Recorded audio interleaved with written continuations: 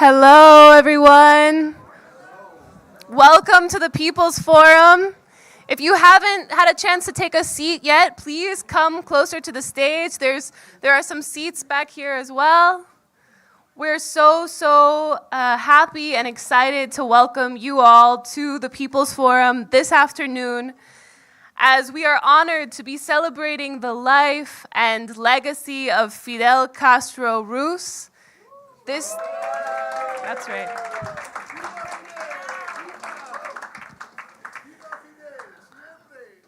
That's right. We're really happy and excited to be here with all of you who I know are friends and comrades of the Cuban Revolution, and to be honoring Fidel Castro's life, his legacy, and the teachings that he brought to us to continue our struggles for liberation and for revolutionary movements across the entire world. So tonight we're going to hear from some really important movement leaders who are working today to transform society and who have been inspired by Fidel Castro and his legacy. And we'll also hear some poetry, we'll have some refreshments, and more than anything, we're just honored to have everyone here in the space and to be recognizing and celebrating Fidel's life. So with all of that said, I'm going to pass the floor to Manolo de los Santos, Executive Director of the People's Forum.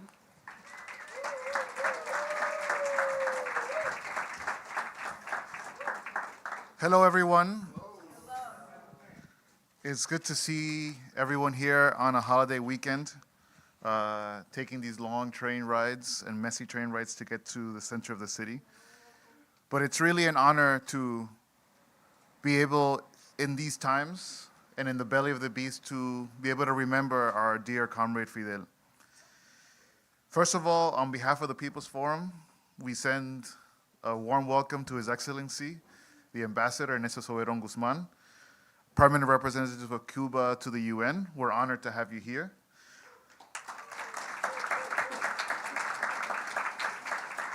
We're also very honored to have Ambassador Yuri Gala Lopez, Deputy Permanent Representative of Cuba to the UN, and all the members of the Cuban delegation to the UN that are here with us tonight. We're also, I have to say, for me, I can't get up on the stage and not say this, but I'm truly honored that we have two heroic figures of the Latin American revolutionary movement, Victor Toro and Nieves Aires, who are also here with us today. Longtime Chilean revolutionaries. But of course tonight, our biggest message, our biggest round of applause should be to the heroic people of Cuba, who have reminded us in the last few days that we're not here to mourn, we're not here to shed tears. We're here to actually honor and celebrate the legacy, not of a man, but of a revolution personified in millions of people who have made Cuban socialism what it is today. When Fidel would speak, and we all know he would speak very long and extended, he spoke for a revolution on a small island. He spoke for all the historical forces that had been suppressed by capital and by US imperialism. Against all odds, Fidel and the guerrillas of the Sierra Maestra defeated the mafia leadership that Washington had imposed on Cuba, and for decades defended the revolutionary process against all the forces of US empire. I remember very well in 2016, April of 2016, when Fidel gave what we didn't know then would be his last speech. It was at the 7th Congress of the Communist Party of Cuba, and I feel everyone who was in that hall that day felt shivers as Fidel spoke to a room not just full of Cuban communists, but of revolutionaries from around the world. And as typical of Fidel, he spoke to humanity. He said that evening that that time will come for all of us. but the ideas of the Cuban communists will live forever.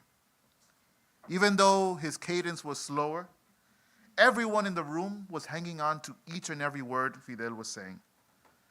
His deep voice, 58 years later into the Cuban Revolution, was still capable of captivating everyone's emotions in that room. But it wasn't just the emotions that he captivated. Fidel also captivated the hope of millions of people around the world, of revolutionaries across the global south, but also in the belly of the beast, who felt with Fidel that everything that was considered impossible was now possible. Fidel's speeches, precisely because they were long and extended, often gave us clear lessons. First, that revolutions are not events. They're not dates. Revolutions are processes. And that on the long journey that the Cuban people have gone through, they have had victories, triumphs, but yes, also defeats and setbacks. But the second and perhaps the most important lesson that comes from Fidel's speeches are that defeats ultimately are not a permanent condition. Revolutionaries always start from the impossible and the unthinkable, such as the dictatorship of the Batista regime, in order to create new situations of hope and transformation, like the Cuban Revolution today. In the 1980s, Fidel was one of the first who began to explain that there were growing pressures inside the Soviet Union and the socialist camp, and he warned about the crisis that would affect Cuba in the future. His response to this crisis was not to surrender or to give up, but to say that Cuba had to deepen its socialist process. He argued that Cuba could not surrender to US imperialism. A few years later, when in fact the Soviet Union was dissolved and the US became the world's largest hegemon, it circled like a vulture around Cuba, finding new ways to asphyxiate the Cuban Revolution. Fidel went to the masses. He went to the people and called up their resistance. This resistance was in fact what saved not just Cuba, but the people of Latin America, and I would say the world, so that we can still talk and fight for socialism today. It was Fidel in the 2000s, in a sea of desperation, who organized the first major actions and mobilizations across Latin America against the free trade agreements, against the wave of privatization and US-imposed economic terror. In times when the word socialism was a taboo, and even in the US we could not say who we were, it was Fidel who called on the battle of ideas in defense of socialist ideas and the permanent mobilization of working people and their consciousness. I want to end by sharing that one of the most memorable stories, because there are millions of stories just in this room about Fidel, is that right after the Moncada attack, a severe defeat, but not the end of the Cuban revolutionary process, Fidel and a group of his comrades had been arrested as they were trying to flee to the mountains. Fidel hid his identity because he feared, correctly so, that like many of his comrades, he might be executed. But there was a lieutenant among the men who arrested him, an Afro-Cuban man, Pedro Sarria, who calmed him down by saying, "You cannot kill ideas." And he repeated this multiple times, over and over again. You cannot kill ideas. Later on, Fidel kept wondering what made this lieutenant save his life and repeat those words after the other. Fidel just said later on, our ideas did not die. The lieutenant was right. No one could kill them. Today, we have to come together and actually pronounce these same words to Biden, to Trump, to all of the billionaire class that still dream in their strange fantasies of crushing the Cuban Revolution. Yes. Ideas cannot be killed. For that same reason, Cuba cannot be killed. Because Cuba for us is not an island. Cuba is not a geographical place. It is not a distant memory either. Cuba is in fact the hope for socialism and the hope for revolution in our lifetime all across the planet.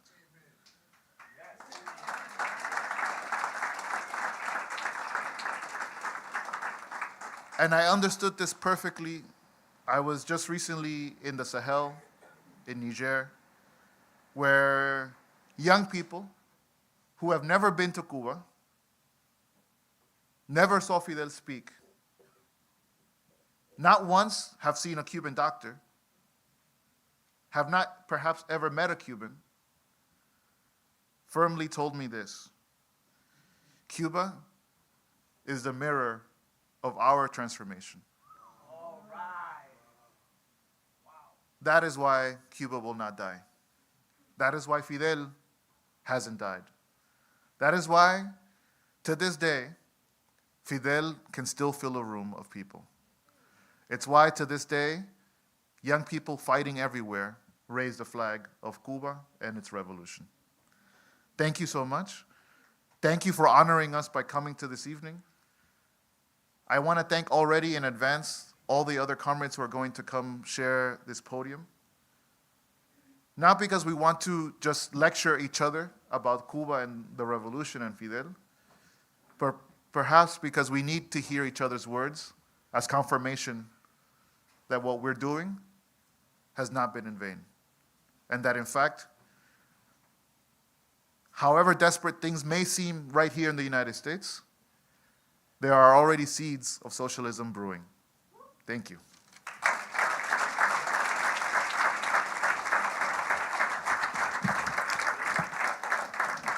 Thank you, Manolo. Cuba is in fact a beacon of hope and a source of inspiration for our internationalist struggles. Yesterday was International Day of Solidarity with the Palestinian people.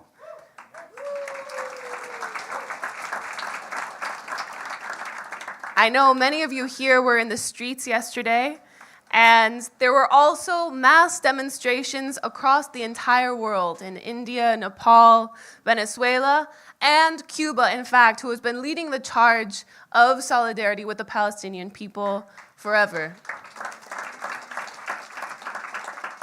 So with that, I'm honored to bring to the stage my friend, my comrade, and an organizer with the Palestinian youth movement, Ibtihal Mali.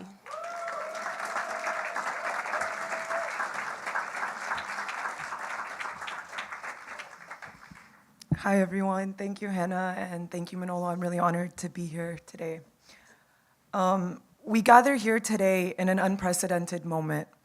From Palestine to the Sahel to here in the belly of the beast, the people of the world are united in the struggle against imperialism.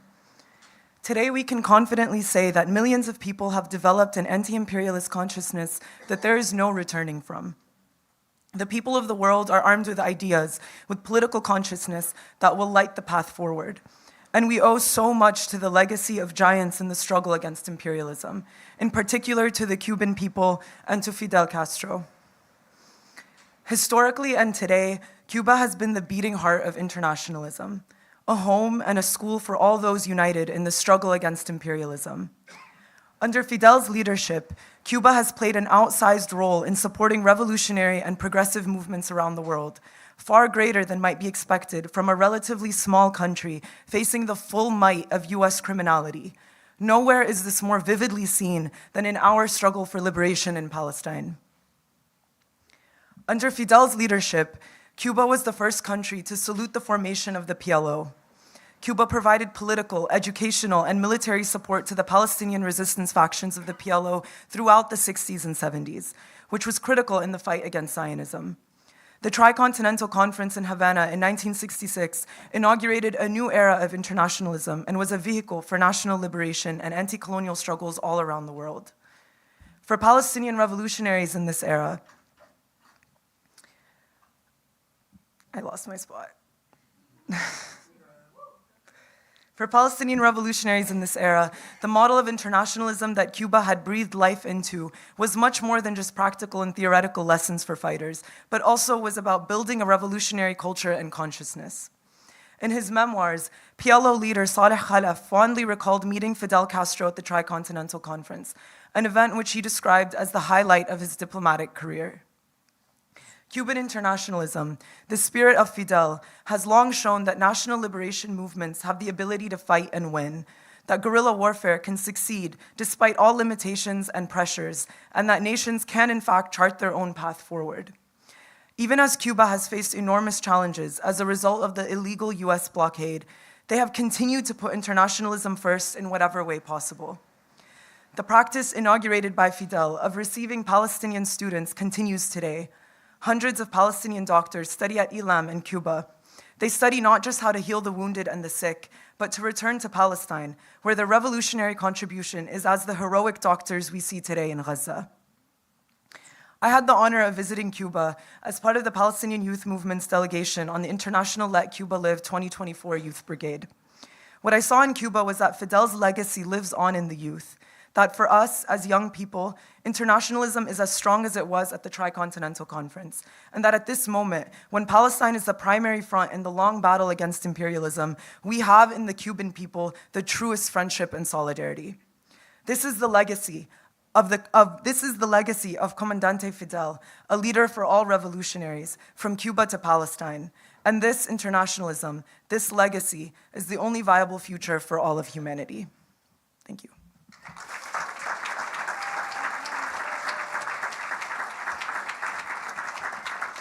Thank you so much, Ibtihal. Of course, Cuba is showing us the way forward in terms of internationalism, and we've learned so much in these even just this last year, from Cuba's showing of support and solidarity with the Palestinian people. So thank you for sharing that. Now I'm honored to bring to the stage Danny Valdez from New York City DSA.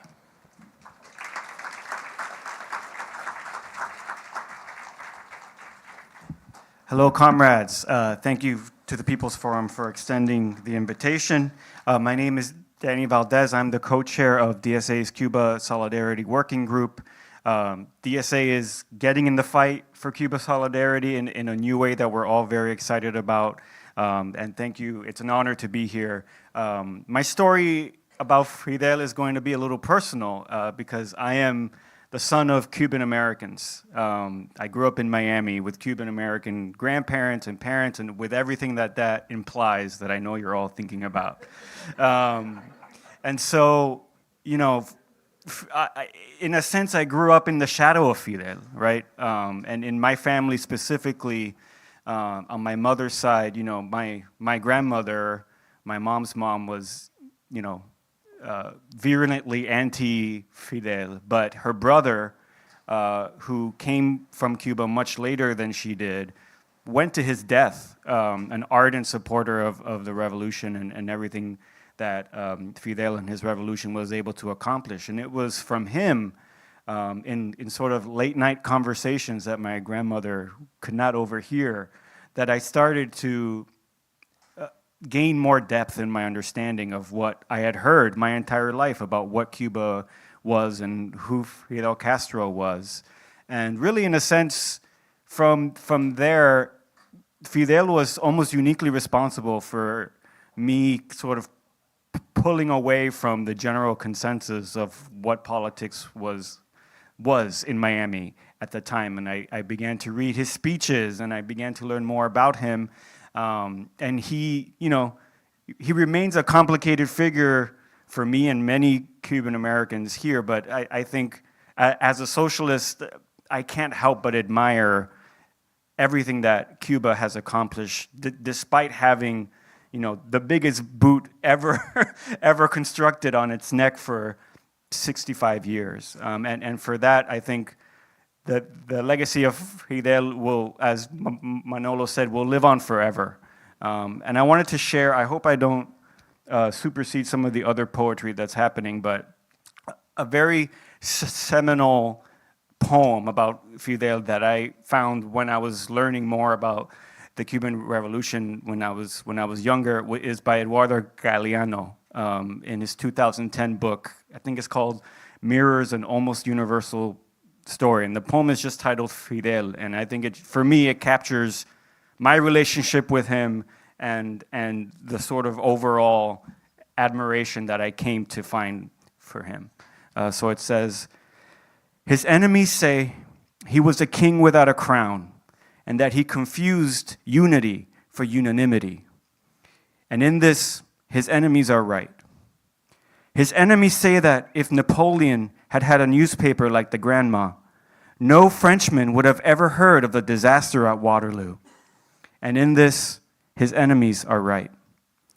His enemies say that he exercised power, talking too much and listening little, because he was more accustomed to echoes than to voices. And in this, his enemies are right.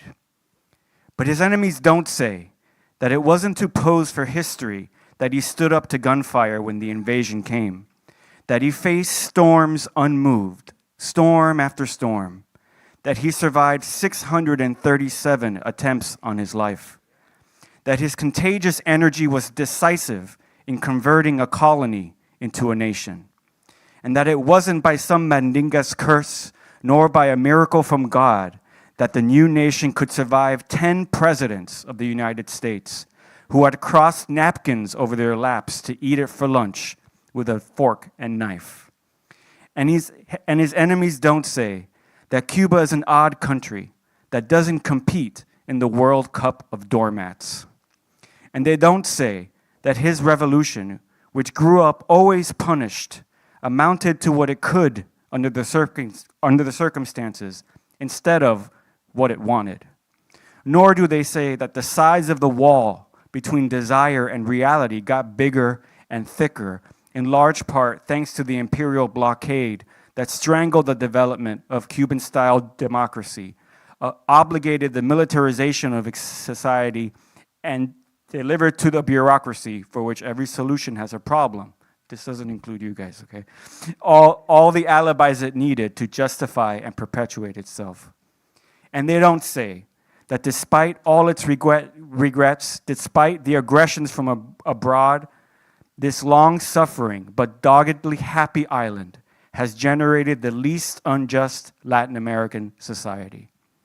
And his enemies do not say that this achievement was the fruit of the sacrifice of its people, but also the fruit of the stubborn will and antiquated sense of honor of this nobleman who was always battled for the least among us, like his famous colleague of Spanish windmills. Thank you all very much.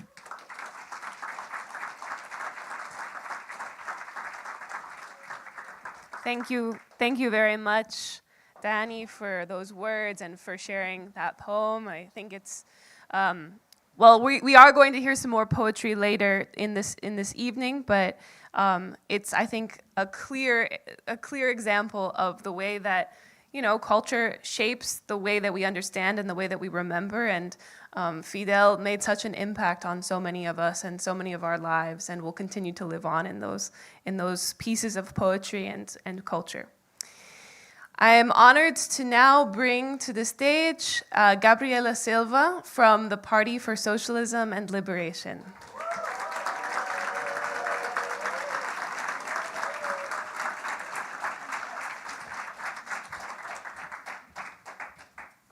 Thank you so much, Hannah.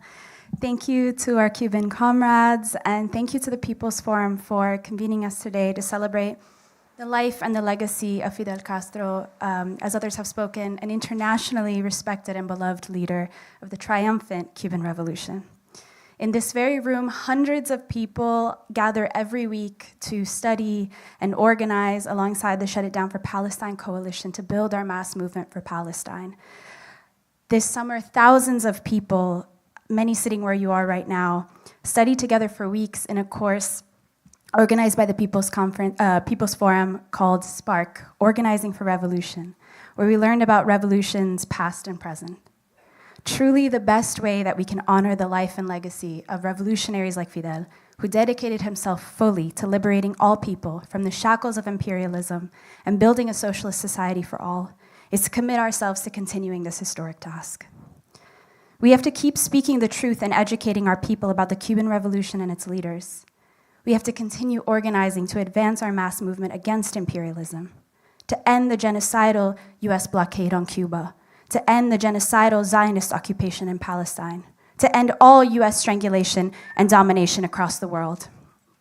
Ultimately, we have to fight for socialism here, which means that every single day we have to talk to other poor and oppressed people about what it means that we have more in common with people around the world who dare to defy and defeat colonial and imperialist rule than we do with the greedy, warmongering, capitalist misleaders who for decades have tried and failed to break the revolutionary spirit and struggle of the people of Cuba, of Palestine, of Venezuela, of the Sahel, and all across the global South. We have to reach and unite our people to chart a new way forward, the only way forward, socialism. To quote Fidel himself, "These are the people, the ones who know misfortune and therefore are capable of fighting with limitless courage." To these people whose desperate roads through life have been paved with the bricks of betrayal and false promises, we're not going to say, "We will give you," but rather, "Here it is. Now fight for it with everything you have so that liberty and happiness may be yours."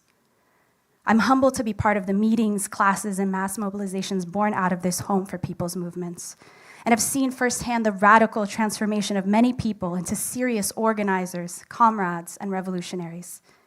In witnessing the horrors of Zionism and US imperialism, the heroism of the Palestinian and Lebanese people in their homeland and in the diaspora, and the ever-growing movement in solidarity with Palestine that has touched every sector of our society, the consciousness of people in this country has been profoundly transformed in the last year. In our recent presidential election, hundreds of thousands of people rejected the Democratic and Republican parties that offered no solutions for the crises that working class Americans are facing, and ignored the demands of the overwhelming majority of Americans to end the genocide in Palestine and end the US's endless wars against the people of the world. It's no surprise then that so many people want to learn about socialist revolutions, are voting for socialist candidates, and are joining socialist organizations right now. For years, Cuba has been an important teacher, comrade, and beacon of revolutionary optimism for poor and oppressed people everywhere fighting for their dignity and freedom. And Fidel's leadership was instrumental in this, from providing political and military support to Angola, Palestine, and Venezuela in their struggles against colonialism and imperialism, to training and deploying thousands of doctors internationally to serve people in need. Fidel taught us that solidarity and struggle transcends borders, that we are an international working class bound together in our fight for liberation. So when we say, "Yo soy Fidel," we should mean that we will live as Fidel lived, with a deep love and respect for the working class, with endless self-sacrifice and courage, however difficult the battle or setback, as unwavering internationalists, uncompromising in our solidarity, and as revolutionary leaders, deserving of the trust of our people and always teaching new leaders. Fidel's role was decisive in the Cuban Revolution because he galvanized the collective will of the people to make and sustain revolution throughout every onslaught from the capitalists and imperialists. His legacy lives on through every revolutionary, and that's why, try as they might, the United States ruling class will never extinguish the revolutionary spirit and fight of the Cuban people.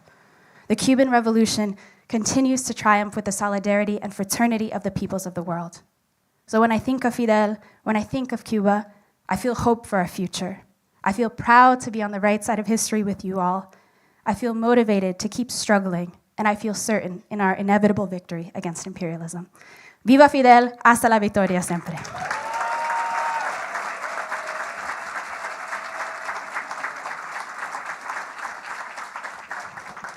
Cuba sí. Cuba sí.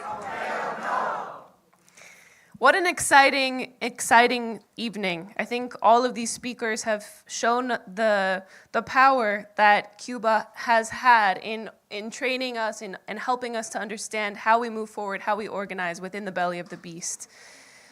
Now it is our great honor to welcome His Excellency, Ambassador, Permanent Representative of Cuba to the UN, Ernesto Soberon Guzman.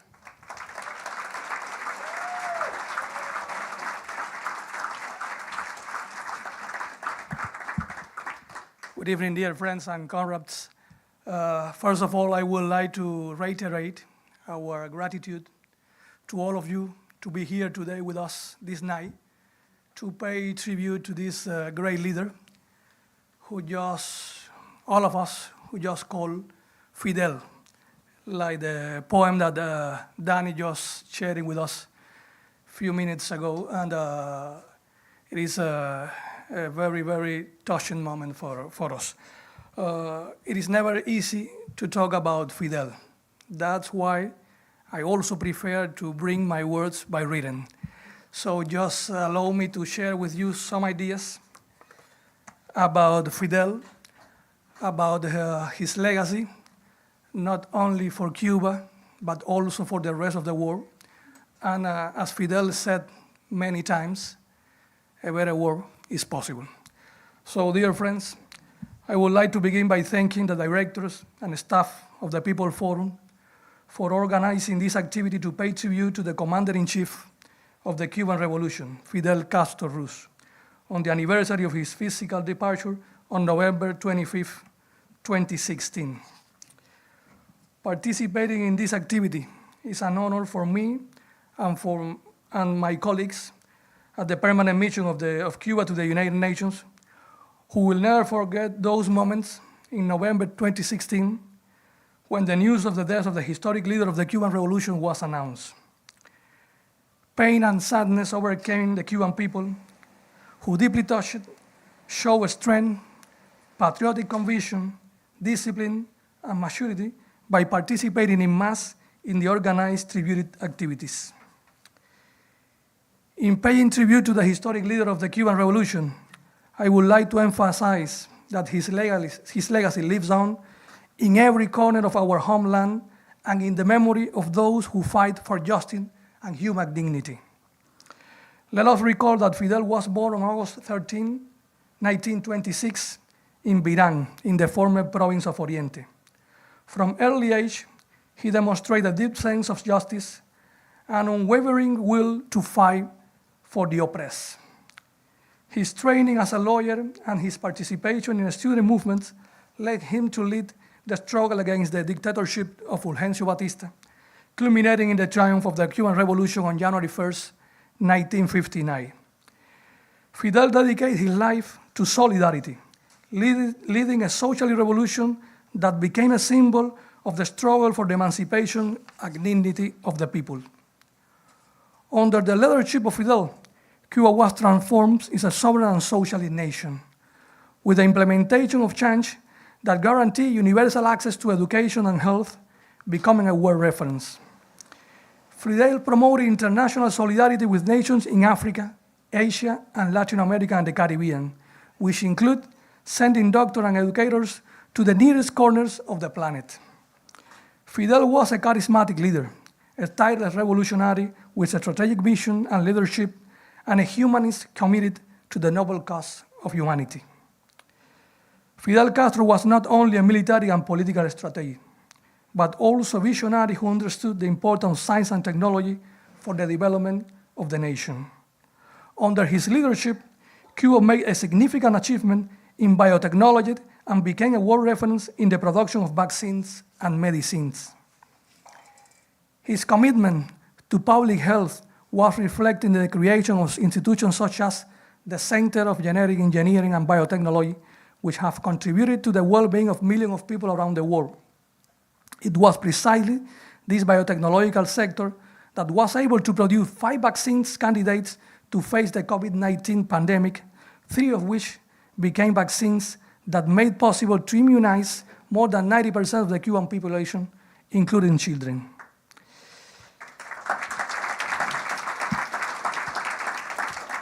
In addition, Fidel promoted culture and sports as fundamental pillars of Cuban society.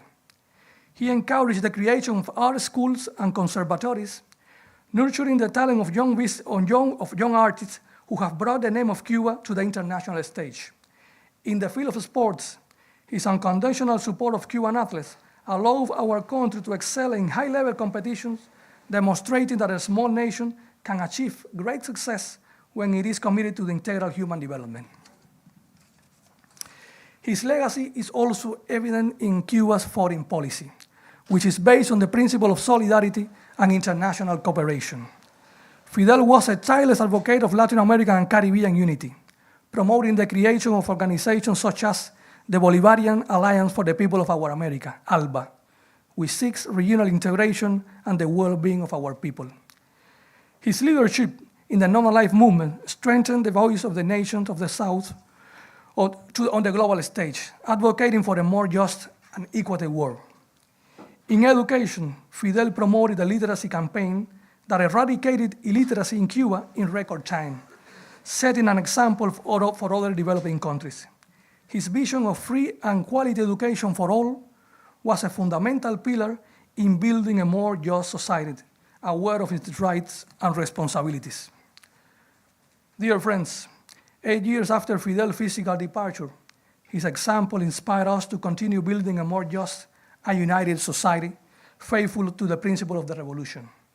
In my homeland, we work every day to honor his legacy and ensure that his vision of a free and dignified Cuba will endure for generations to come.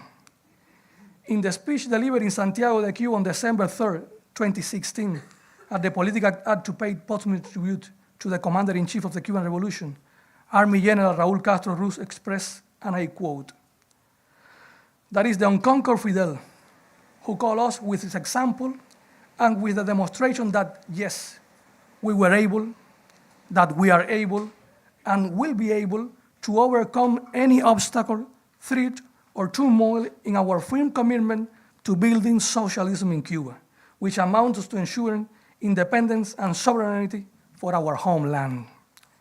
I conclude my speech by returning to an idea about the historic leader of the Cuban Revolution that was expressed by President Miguel Díaz-Canel in an international virtual event on August 13, 2021, and I quote, "Fidel is the present and the future, as is the revolution to which his people give continuity. Thank you, Fidel. Your great legacy guide us." Hasta la victoria, siempre. Patria o muerte, venceremos.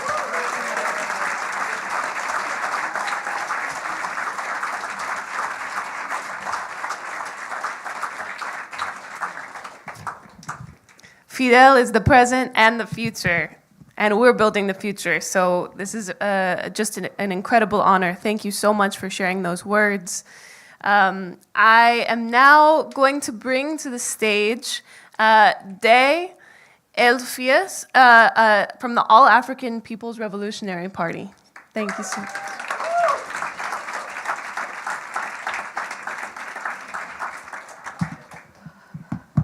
Hello, everyone. My name is Day El-Fayez. I'm an organizer with the All African People's Revolutionary Party and the All African Women's Revolutionary Union. And I'm overjoyed with the amount of people who are here today to commemorate the life and legacy of Fidel Castro 8 years after his transition. His spirit lives on in all of the revolutionaries here in this room and the Cuban people and all of the colonized and oppressed masses of the world. One of our revolutionary ancestors and founders of the All African People's Revolutionary Party and the All African Women's Revolutionary Union, Kwame Ture, once said that Fidel Castro is a Pan-Africanist of the highest order. I think of this quote every time I think of the enormous contributions made by Fidel Castro and the Cuban people to the African Revolution. This ideological and material exchange between Cuba and the African Revolution that started in the 60s forged a bond so strong between Cuba and Africa that it will never be broken. The reason why I talk about the Cuban people while talking about Fidel is because both spirits are an embodiment of each other. Fidel was a revolutionary leader who believed wholeheartedly in the ability of the Cuban masses to defend themselves and their land from a web of imperialism which kept them enslaved and robbed the Cuban people of a dignified life. He was someone who understood that for the colonized and oppressed masses, there are no greater tools to build and consolidate the power of working class people than political education and organization. His dream of liberation was one that he shared with the Cuban masses until the toppling of the US-backed Batista dictatorship materialized it. And as Cuba, a small island nation, fought for its freedom underneath the fangs of the United Snakes, Comrade Fidel and Cuban people made huge sacrifices for the global anti-imperialist struggle, supporting the colonized and oppressed masses of the world. Cuba fought side by side with African liberation movements against colonialism, settler colonialism, and apartheid in Central and Southern Africa. And Fidel and the Cuban people also supported the Black Panther Party through and through, as the BPP worked relentlessly to educate the Black masses here in the belly of the beast about our fate as a people being tied to our homeland, the African continent. Today, Cuba is home to our sister and comrade, Assata Shakur, one of many Black Panther Party organizers who were viciously targeted by the US ruling class during COINTELPRO. And during Fidel's lifetime, Fidel and the Cuban people helped to found the Organization of Solidarity of the Peoples of Asia, Africa, and Latin America, and today Cuba serves as the headquarters of OSPAL. Cuba has trained African doctors for free so that they can serve their people, and Cuba has sent even more doctors to provide health services to the African people on the continent and in Latin America. And it would be remiss for me to omit the fact that Cuba is African, as a lot of my comrades in the AAPRP will say.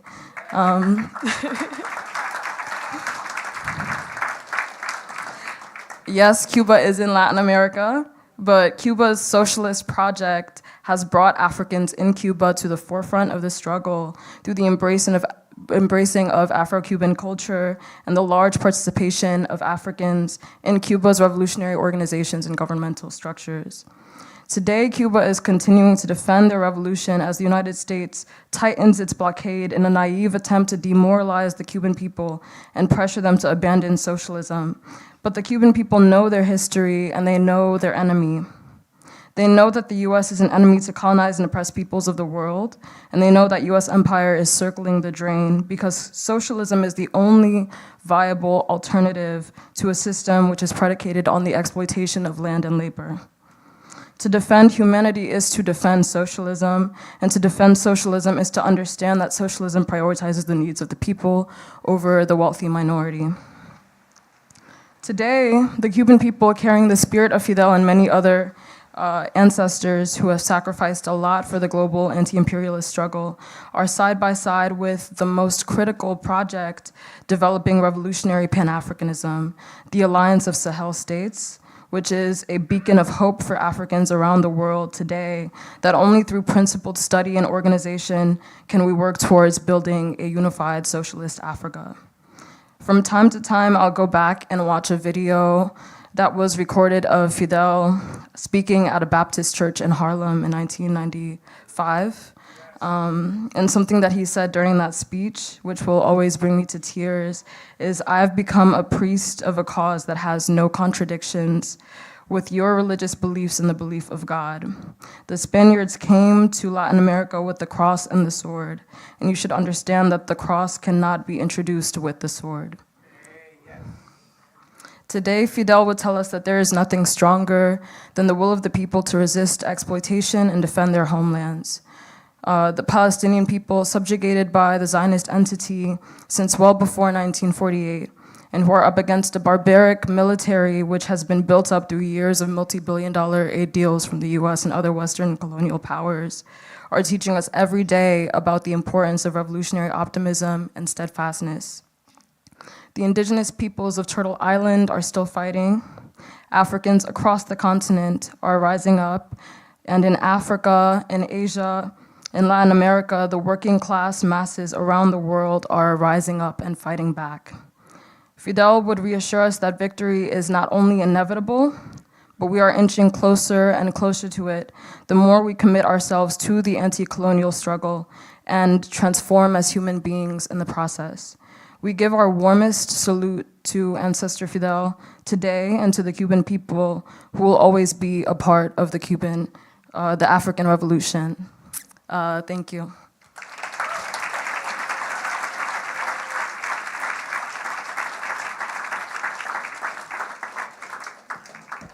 What a beautiful testament to Cuba's internationalism and the way that we continue to struggle for liberation all around the world, with Cuba as a strong example. I know some of you have probably seen this image in front of our podium tonight, And I want to take a moment to talk a little bit about this image and where it came from and what it represents. We're really honored to have this framed photograph here, which was presented originally as a gift to the revolutionary Palestinian abstract painter Samia Halabi by the Minister of Culture of Cuba, Alpidio Alonso Grau, during her recent trip to Cuba for the 15th Havana Biennial. As we've spoken about tonight, Cuba has been a long friend of Palestine and an ardent supporter of their right to return and the struggle for liberation. Being the revolutionary artist that she is, Samia Halabi has donated this photograph to the People's Forum for public exhibition so that it can be seen by young artists and revolutionaries inside of the space and from across the New York City and the whole country. So it is a great honor for us to be presenting this photograph and this gift. We thank Samia Halabi for her contributions. And of course, we know that this image is also symbolic of the ardent solidarity and support between Cuba and Palestine. Fidel, of course, was always a major supporter of art and culture and understood that culture can be used as a revolutionary tool of culture.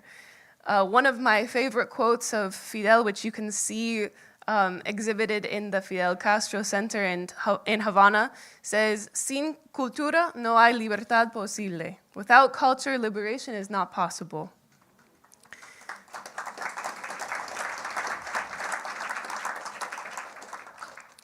So now, for the final part of this commemoration today, I'm honored to bring two revolutionary artists against apartheid and poets to the stage. And I'll start by introducing Jasmine Reed. You can come on.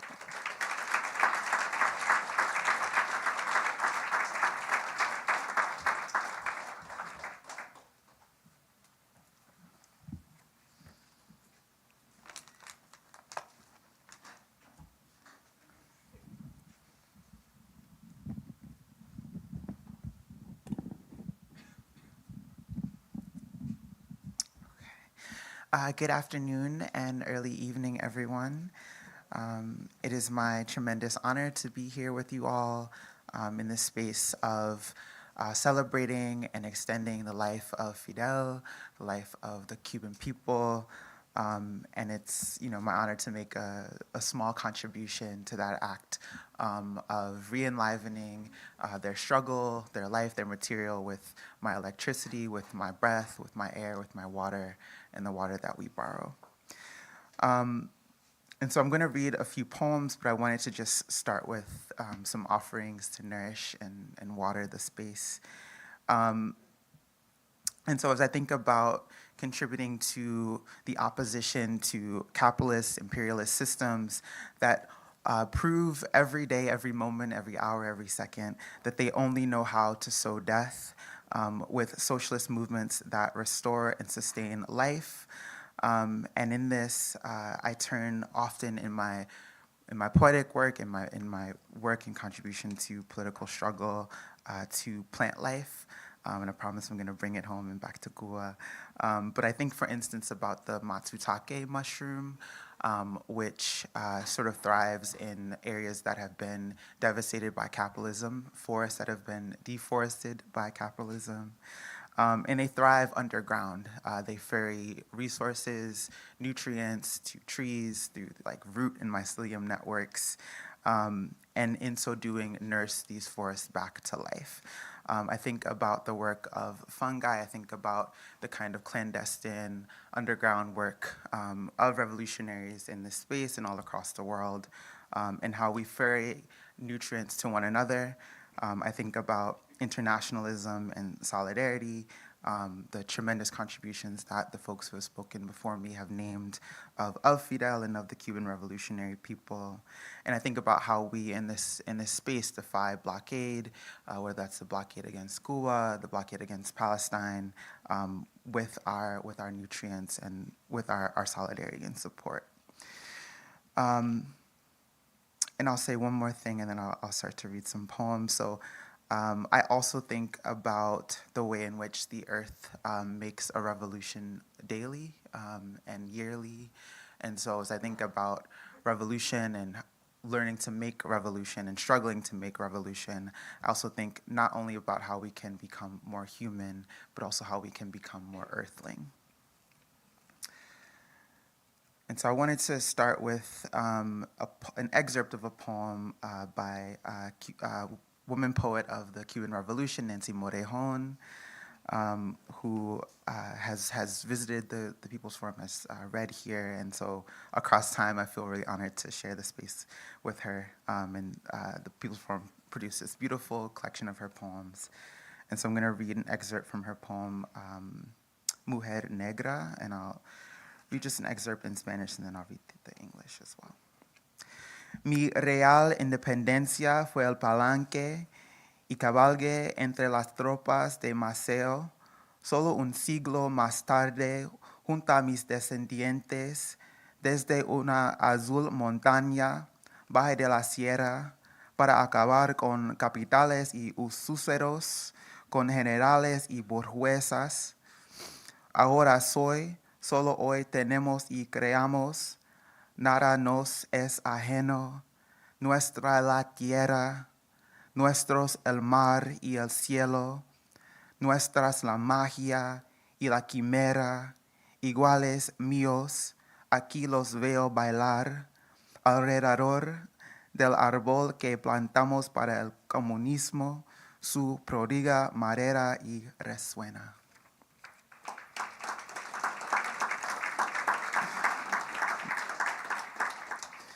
Smiling with the applause for dear Nancy Morejon.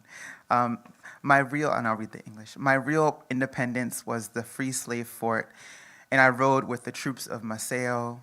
Only a century later, together with my descendants, from a blue mountain, I came down from the Sierra to put an end to capital and usurer, to generals and to bourgeois. Now I exist. Only today do we own. Do we create? Nothing is foreign to us. The land is ours the sea and the sky, the magic and the vision. My equals, here I see you dance around the tree we are planting for communism. Its prodigal wood resounds.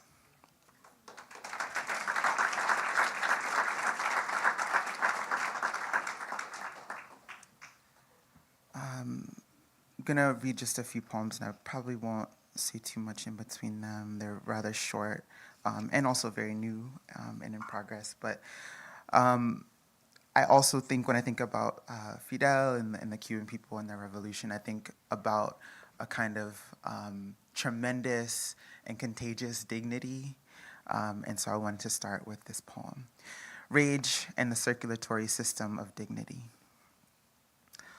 Always Trinity, what heart, ship, infinity, the hull ship and hard ship, the space shed in blood shed, I rebound from the hold of plain, no, correct course, unchain, reaction, climb, sky, fission, dignity, infinity. Anti-American. I am out of plot, plotting undead dirt to the plot of cypresses and yews, plotting to pull up America by its roots, sucking out its rot and pristine faces to spit, threads of civilization fit underfoot, tree talking, old world to uprise, recomposed calyxes bursting into grove conspiracy. We radiate each other. Language lights our brains. Sympathetically, we breathe. Alternation, subaltern, in turn, round about each other, swelling, bounding out, decaying light, still every wound we wind up, act, shunned to say, I love you, like roots and mycelium, growing each other into good place, pulsing nutrients, star breath, unarrested, like gravity's shaking hands. And then I have just one last poem to share with you all. And I think, too, the thing, one of the reasons I'm so moved constantly by the matsutake and by the fungi is how they sort of participate in the decomposition of material and then the recomposition of that material into new life, which I think about us being in the kind of practice of here today. And I think of also that, again, like, sharing of resources, the sharing of resources toward life in a kind of socialist vision. And so this last poem is called Moving Towards Life. It is after poet June Jordan as well as the River Jordan. Moving towards life. In the hour of genocide, the woe is all of us. Genocide is more even than anthropocide. Bunker busters on tent cities, what Israelis call summer camp. It is barely autumn, and your face crumples its light. I let clench my fist and moan, free, free Palestine and free Lebanon, into the stale subway air, smiling at a gray ladysome fighter in a keffiyeh, northbound fighters in keffiyehs. We are heads bowed over categories, sober to the work we must do, living while moving towards life. Showing teeth, we laugh ourselves under the table. Under the table, we organize clandestinely. We thrive in the dark, like matsutake, mushrooms nursing the deforested to life. To life, we call all co-sympathetic resistance to life. Thank you all so much.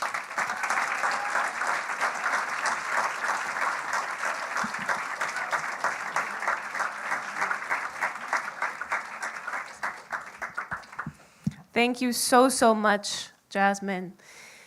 And now, finally, for our last poet of the evening, I'm honored to bring to the stage Jalen Strong, who actually just returned from Cuba, where they participated in La Casa Tomada at Casa de las Americas and brought poetry, brought artwork and cultural work, and collectively collaborated and created with others from around Latin America.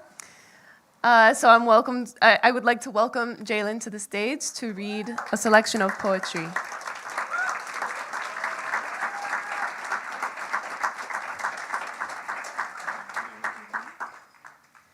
Okay. Comrades, friends, look at this room. Can we look at each other? Can we look to our neighbors? Can we look at the people in this room, the elders in this room, the young people in this room, the distinguished guests, the people of the People's Forum? In this room, there are friends, there are comrades, there are lovers, but there are people who are ardent supporters, not only of Fidel, but of life. To Hannah's point, I had the amazing opportunity to be in Cuba maybe 20 days ago at the beginning of this month. That was, of course, under worsening blockade. It was under the recent hurricane, and it also was under the election.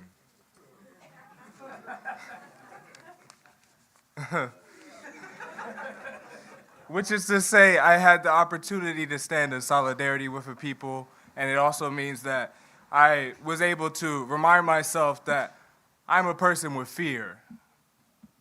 I'm a person with a lot of fear, just like everyone in this room. I think that our enemies don't believe that they have fear. I think that's the issue, right? I was reminded of my humanity through this fear, and I was reminded also of my duty as a poet, as a writer, and as a cultural worker, what I can contribute. I'm going to read only a few just so that we can have enough time and be able to speak and laugh and convene with each other. This one is called Ahmad, after Nancy Morion's Kana, and for the martyr Ahmad al-Najjar in Palestine. Many of you have heard this poem. Some of you have heard this poem in this room. I did it here in this space and elsewhere, and here it is. This is no time for silence, nor questioning. His father's hands nestled underneath his arms, lifting an infantile spinal, headless. This is the very place for hatred. Let no fool or pity elicit dubity from us. This is the very place for hatred, scorn. Imagine neglecting hate to the hand that casts a fire and calls it rain.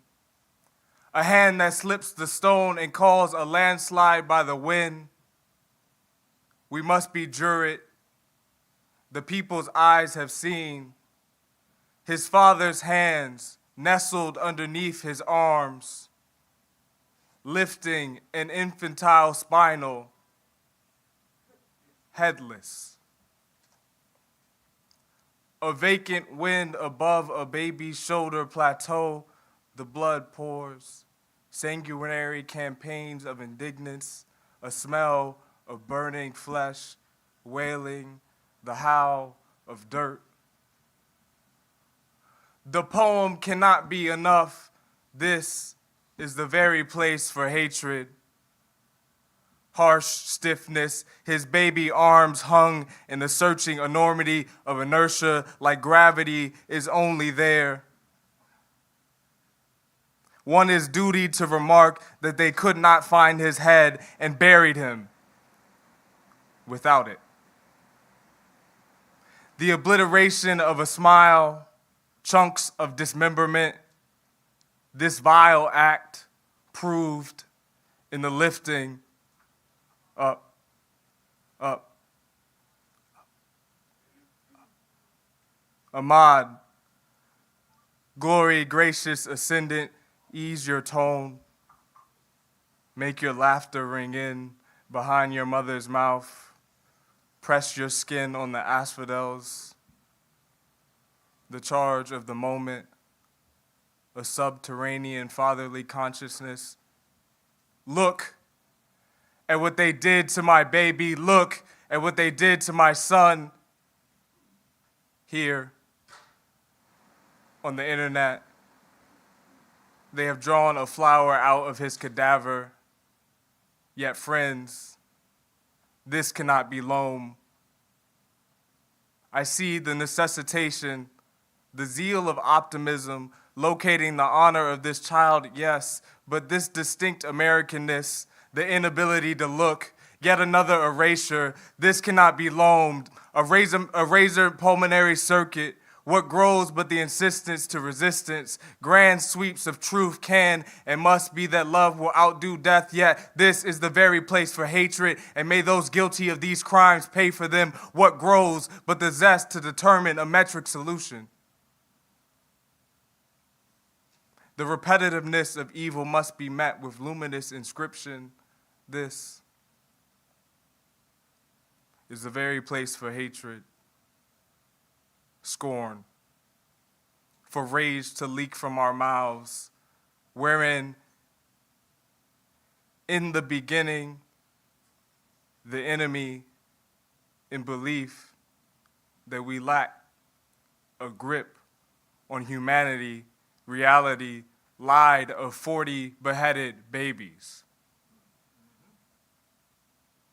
This is the very place for hatred, scorn, for rage to leak from our mouths to create many infringements on the body of imperialism, arming our souls against dread.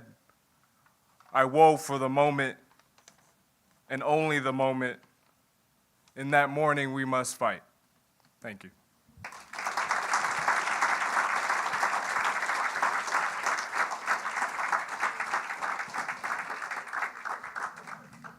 I'm going to share two more. This next one is called Fashioning a Dialectical Theory of a Common Form and About Being Discerned, or The Final Evening in Havana, from this November 2024. The nest of shade paintings overlooked the room. A series. Each the same image. Guevara is standing, marching even, the left foot trailing behind the right, adorned in revered garb, that special beret embellishing the canvases across the wall, each bigger than any one person. Both his hands linked by soft grasp to the expressed outline of flanked arms. Of that family of graphite, there's an amalgamated single line tracing like a stenograph of courage. Behind him, characterizing a dimensional mass in the distant, both planes, the fore and the rear, can be said simple put as comrades. Unpainted, their depth is due to the touch of his hand, marrying tension to holding. Like in one's hand always is an envoy to purpose. In this very room, I sit on the seats that Fidel adhered. My sight obscured by archive, his dark olive fabric, the marble and the wood of the table, his leather boot, the black firmness of the seats, his graying beard, the sway of the rocking chairs. What remains from the lattice of time? Arguing in the bounds of form, I can utter the essence of the room, the paintings, the chairs, the table, the door, the window, the floor, the wall, the painting, the chairs, the table, the door, the window, the floor, the wall, all fall in favor of being touched by the spirit of a man. As if time could never be a notion of when something is, but rather why something is and what becomes. Arguing in the bounds of form, the linchpin of time, a righteous stubbornness. He who hates vanity with all his being, his gut a comprehensive measure against the tyranny of asphyxiation. Consider it essential against sloganeering that only corrupt and despotic ideas can die. I'm gonna say that one again. Consider it essential against sloganeering that only corrupt and despotic ideas can die. Neither sword nor gun nor aspersion can kill the will of socialism. The battle of ideas, yes, but in the epoch of capitalism and socialism, one is an idea, a return to humanism, a knowledge of recognition against idealism. Another, an obfuscated smog smoldering at the lungs. In this very room, I sit on the seats that Fidel adhered. The nest of shade paintings overlook the room. The window is cracked, engulfed in blockade by the world's most powerful state. A post-hurricane blackout persists. Sweat bunches like plaque on the teeth. With an older minister of the party rocking in the chair, addressing in fulmination the crisis, eloquently so, a polemic against U.S. imperialism. And with great honor, as if the room, a field containing simply him and I, he, in Fidel-like voice, damns the Yankee imperialists. And then turns to me. Not you, my friend. You are a good man. There in this moment lie a bit of a reverie of individualism for my memory, until the filtration of duty and form. In this very room, I sit on the seats that Fidel adhered. The nest of shade paintings overlook the room. The longest embargo in modern collective history. There are many good men, good women, good people. Here are the forms, something constant, a whiff of triumph. Thank you.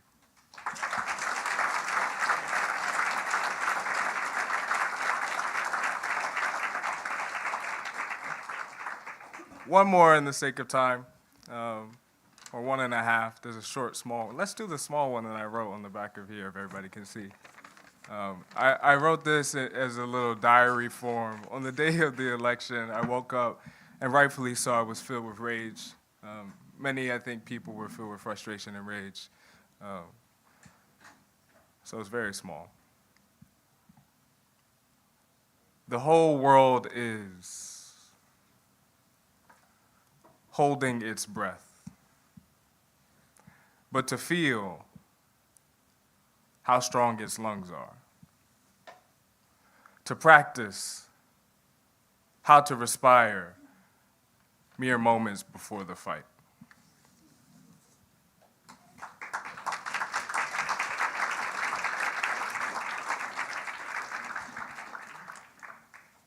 That's something that's said in the corporate media. It's like, the world is watching, the world is holding its breath. I think the world knows better. Malecon. Beer, rum, cigarette ash, the painless rumble of a low tide, power restoration, a jubilant spores, cheers fall down to the noir of the streets. Lit on occasion only by amber or the sun tint of a pasola lamp, the taste of Friday evening, our motley of artists clung to the seawall, a 5-piece walking band for tourists. The Cubans amongst us in our assemblage, first to indulge us in cavort and dance. As the act saunters into the Osvaldo Fares, you know the tune, you do. A beat fuses from the water, paddles like percussive strums, ameliorating the liquor beneath the tongue. The tempo splashes our fisherman. He dives adjacent to us, his interlocutor standing atop the stone, gazing a singular flash, providing the diver with theatrical lighting. A cerulean wound abound to the blackness of sea, color arises from the night, as does the swimmer lifting himself to the lower enclave of the bulwark. A headlamp atop his head, de-finning his feet, unclamping his goggles, loosening the long curved spear hook from his waist. On it, only after he plops the ellipses on a stone platform, conjoined are marred fish and squid. Like a gruesome bouquet, the marine bodies bloom with maroon, turquoise, viridian. He peels the hunt from their steak, plopping them in piles, per value, per size. Taking his knife, he descales them in freshness. The music goes on, commanding my eyes to the fish flesh, scurries into the air and back into the sea, commanding me to look, look, look. And a final poem. It is from the revered Cuban poet, Nicolas Guillaume. It's called Land in the Sierra and the Plain. You are master of my country, of the trees and of the river. We too will meet. Of my life, you are the master. My life that belongs to no man but to me. Not even to my parents, but to me. We too will meet. From the cane field to the rose bush, from the rose bush to the cane, you go bearing your dagger. We too will meet. Oh, but we too will meet. We too will meet. Yesterday, I sent a letter, and I wrote it with my blood. We too will meet. Merely to tell you that I want the Sierra and I want the plain. We too will meet. And the river you stole from me, the river by the forest edge, trees standing before the wind full of birds, and my life which belongs to no man but me, we too will meet.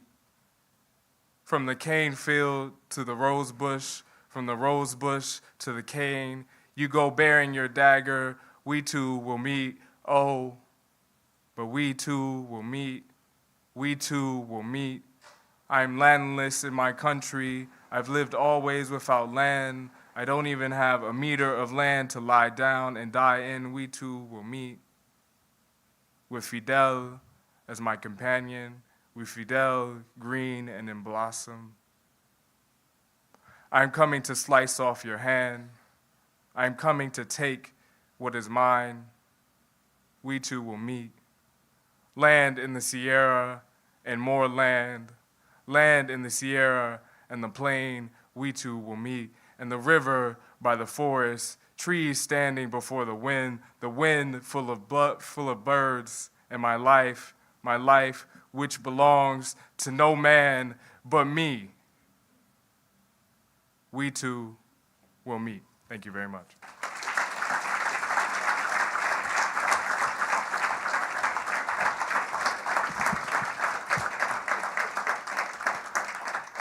Comrades and friends, tonight has been a night of commemoration, of recognition, of celebration of the life of Fidel Castro Ruz, who has given us so much, who has given us so much strength, so much inspiration, and so much to fight for as we continue to struggle and to build a better future for everyone.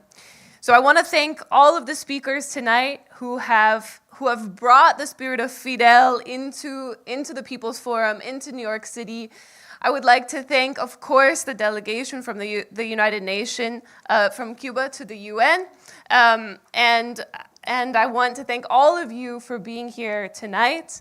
It has been an honor to share the space, to be able to remember and to celebrate and to envision all of the amazing work that we have to continue in order to build a better future. So thank you for being here. We invite you, of course, to enjoy some refreshments that we have in the back, to speak to one another, to organize, to build, and we are very much looking forward to seeing you back in the People's Forum and to continuing to fight and to struggle with the spirit and the legacy of Fidel living in all of us. Viva Cuba! Viva, Viva Fidel! Viva. Hasta la victoria siempre!